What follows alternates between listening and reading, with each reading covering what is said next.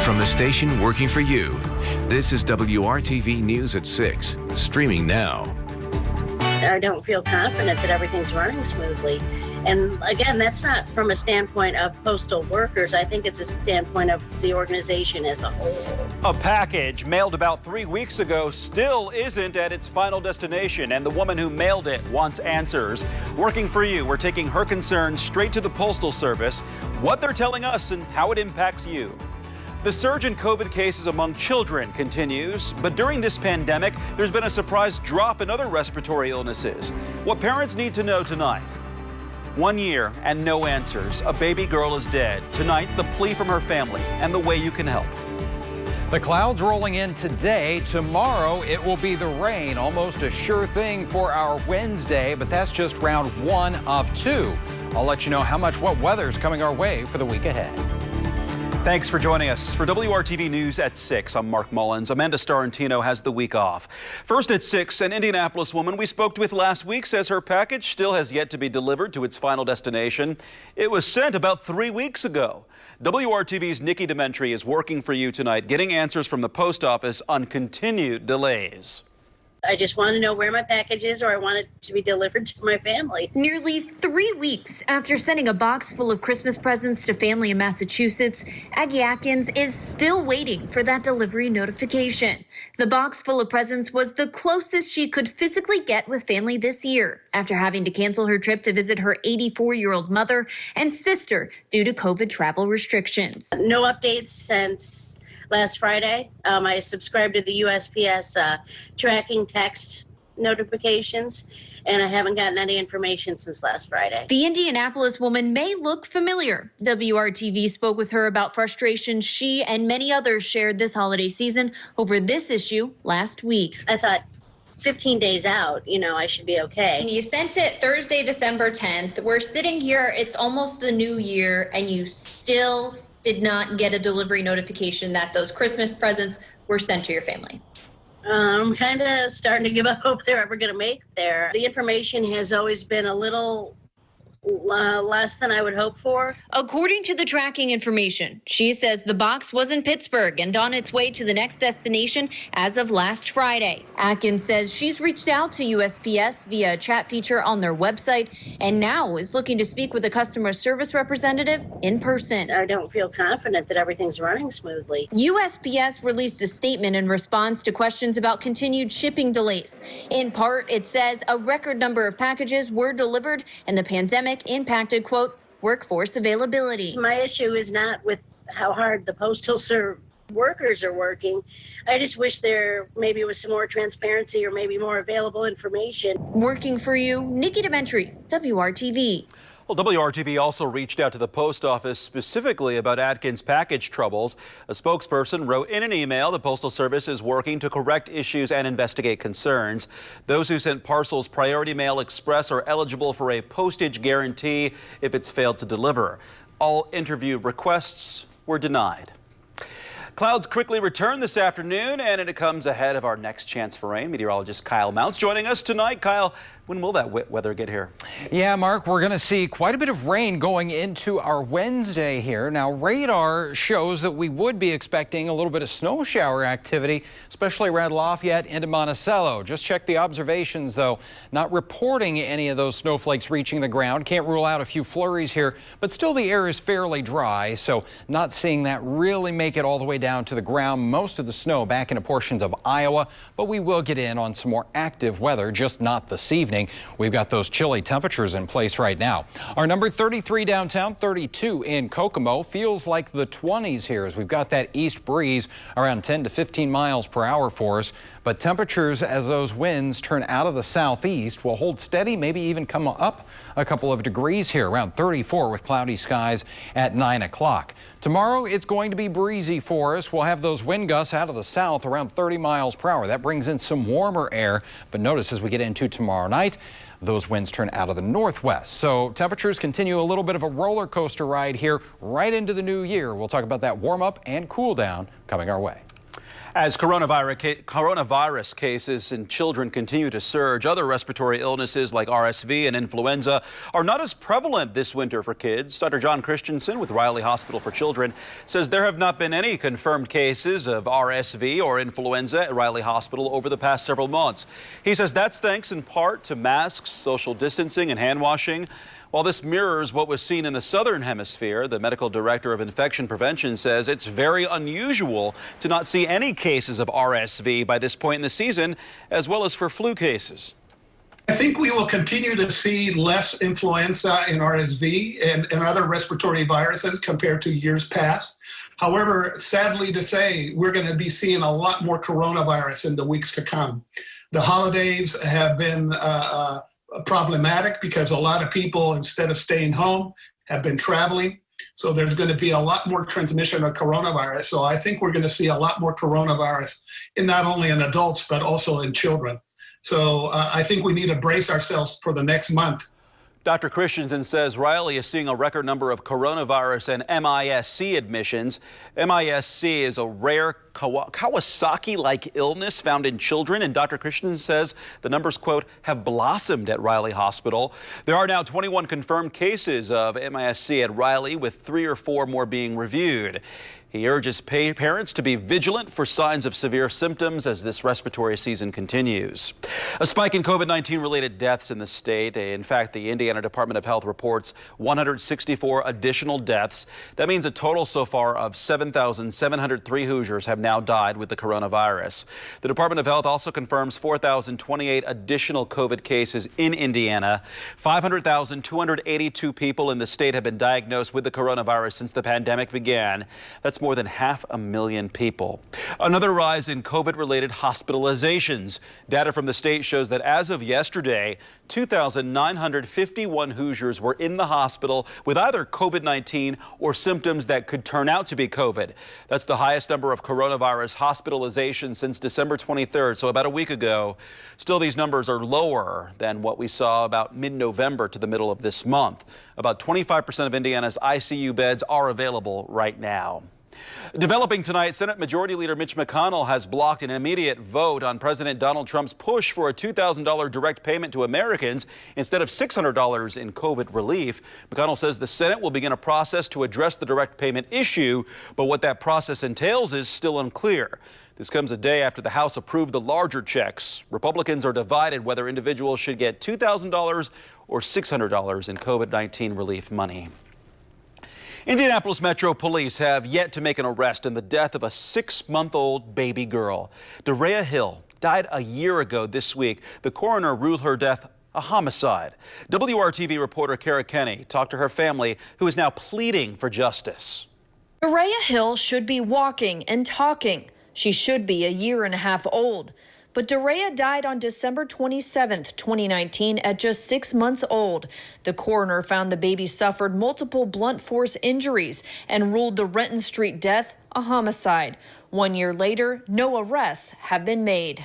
It's sad, because we think about her often. Her grandparents are struggling. If you know anything, please just help us, because we want to get this over with, give her some rest and give us some closure, and try, just move on. But, right now it's like it's hard to move on because there's nothing solved, nothing done, and it's hard to move on. You can't move on. All you can do is just keep just praying, and that's it right now. If any kind of help, anything, would do right now. Demaya and Kamalina Eccles say they haven't seen their other grandchildren either. The Department of Child Services removed them from their mother after Derea's death. She was such a beautiful baby.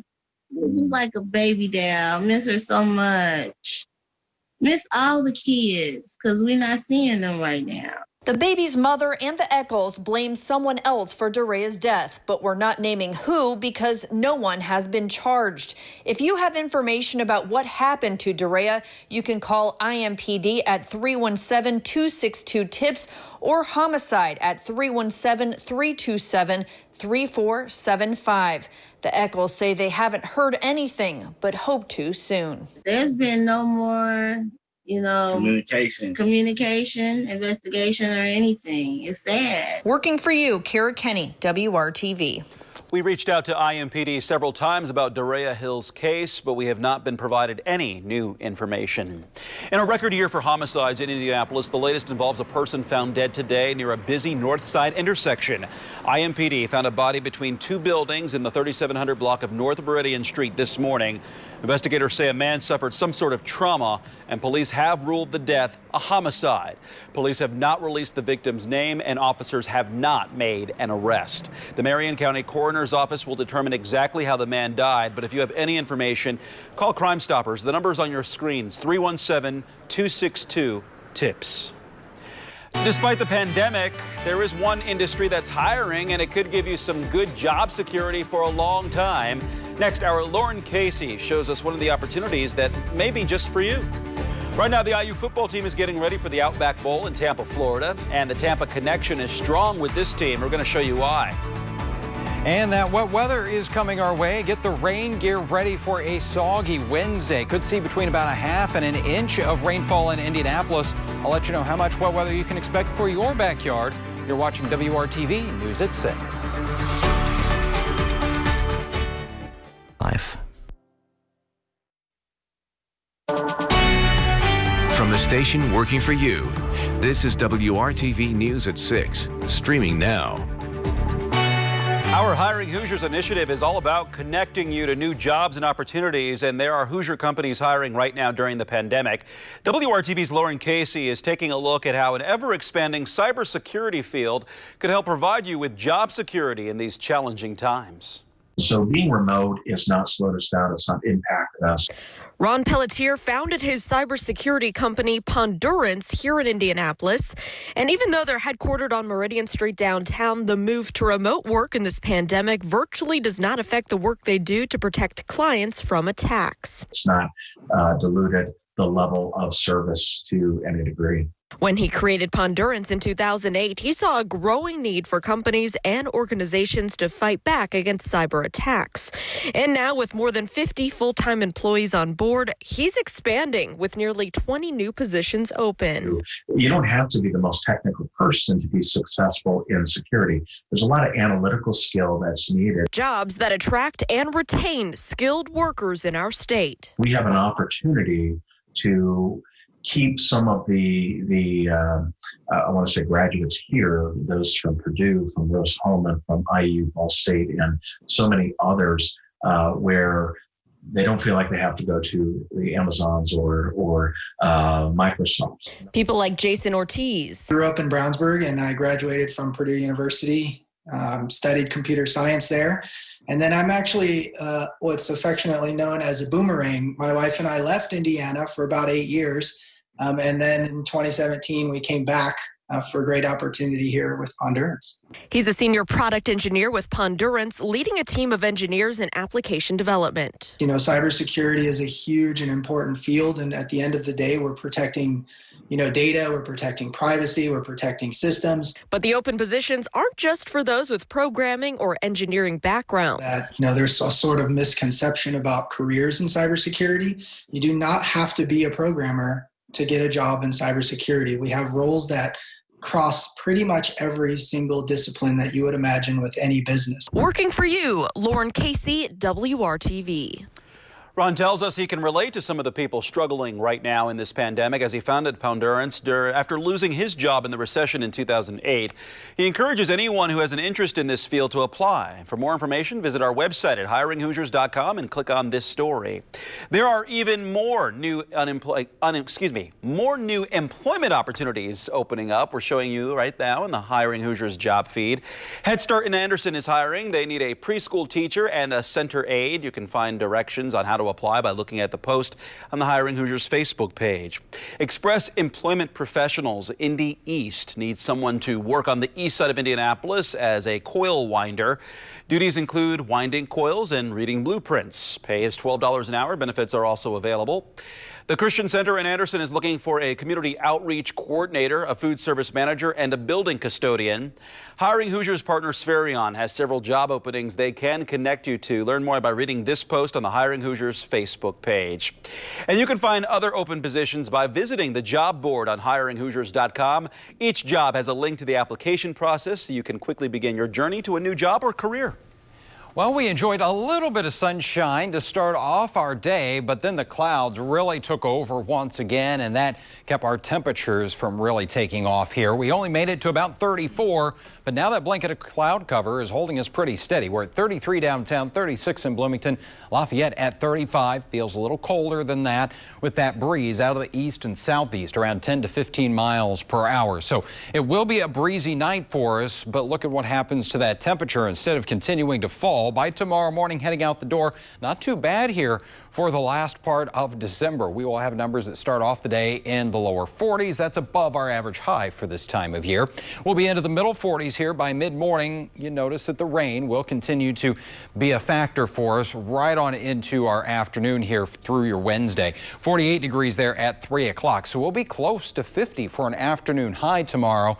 Feels a little cooler, though, as we're going to have quite a bit of rain. Here's a look at TrueCast. 7 a.m. tomorrow, that wet weather mainly across the northwestern half of the state. Then as we get mid-morning on, I think it'll be a pretty good soaking of rain that comes our way here. Should be on the light to moderate side, nothing terribly heavy, but it will be prolonged here even as we go into the evening hours. But by tomorrow night, most of that should move out.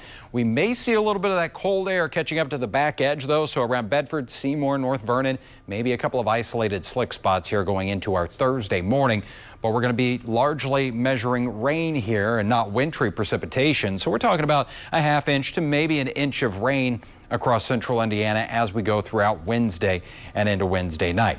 Those winds, they're going to be a little gusty at times, close to 30 miles per hour throughout the afternoon, but it's out of the south. And then as they start to come back from the northwest, those temperatures will be falling. So 3:30 tomorrow afternoon, 47 in Indy. There you see that colder air already moving in, though. Lafayette at 36, and we will drop pretty quickly into the 20s as we go into our Thursday morning. About 27 in the city and 29 in the Columbus area.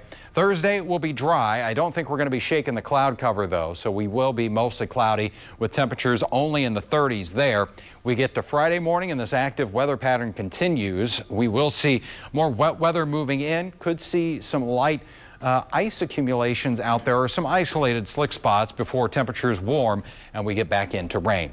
That extended forecast, 55 the high. I think that will come Friday evening on New Year's Day. Then we'll dry it out, cool it back down a little bit, but nothing Arctic cold as we go into the first weekend of 2021. Mark? Kyle, thank you. The IU football team is heading to Tampa for this weekend's Outback Bowl. It will be a homecoming for head coach Tom Allen and the big chunk of the Indiana roster. Coach Allen's first job as head coach was at a Temple Heights High School in Tampa from 1992 to 94. Allen was defensive coordinator at the University of South Florida in 2015, just before taking the IU job. 22 Indiana players are from the state of Florida, and 10 of them call the Tampa Clearwater area home. Among them, junior linebacker Micah McFadden. He was given third-team All-American honors on Monday. I've been to the stadium a few times, a few Bucs games I've been to. I went to a Bucs game when John Lynch was actually inducted into the Ring of Honor, and then my brother actually got to play a high school game there. I didn't get to get one in there, but it's going to mean a lot. I got a lot of family coming. I think I got like close to 45 people that are going to be at the game, so gonna be really excited. Can't wait to play in front of a big crowd for once this season. You can watch the Hoosiers Saturday on WRTV. The Outback Bowl. Ole Miss from the FCC is their opponent. Live coverage from Tampa's Raymond James Stadium starts at 12:30. IU is looking for its first bowl game win since New Year's Eve, 1991. The Pacers are at home again tonight, 7 p.m. start against the Celtics. It's been a very good opening week of the season for the Pacers. Brad Brown shows us how it's all come together. 3 games, 3 wins. Only 4 teams in the league have pulled that off to start the season. The Pacers are one of them after Sunday's win over Boston. The credit to the players on that. They're battling and they're fighting and they're not taking possessions off. You know, I think even on the offensive end, I liked, you know, it did get a little, you know, physical and sluggish there at times and stand stillish, but I liked it when we were flying around. You can point to Domantas Sabonis as the main catalyst of the Pacers' fast start. He earned Eastern Conference Player of the Week honors. Among his 3 games, 32, 22, and 19 points. A triple-double on Saturday, and a game-winning basket late in Sunday's victory. We got a lot of players. We got a lot of players who want to come out and play. You know, Coach knows how to use us all. You know, he's trying to put us in the right positions. It's only game 3 of the season. You know, we got so much more to learn, but so far, guys are happy, guys are playing good and especially confident, and that's the most important thing. The Pacers swept their first back-to-back without Victor Oladipo in the second game. That'll be crucial in the weeks ahead as Vic continues his long road back from injury. It was a collective team win today. Credit the coaching staff, everybody involved. They did a great job. And we're going to need that every night. It's going to be a collective type of effort every night if we want to be successful. As the rest of the pieces start to fall into place, the Pacers could find themselves near the top of the East standings for quite a while. And I think we got great coaching. I think we got a coach that motivates us, a coach that's great with the X's and O's, and a coach that stays calm in high-pressure situations. So we feed off of him in every aspect of the game, and it comes through for us. Tonight starts a Pacers stretch of 5 home games in the next 6 matchups. Brad Brown, WRTV Sports. .com.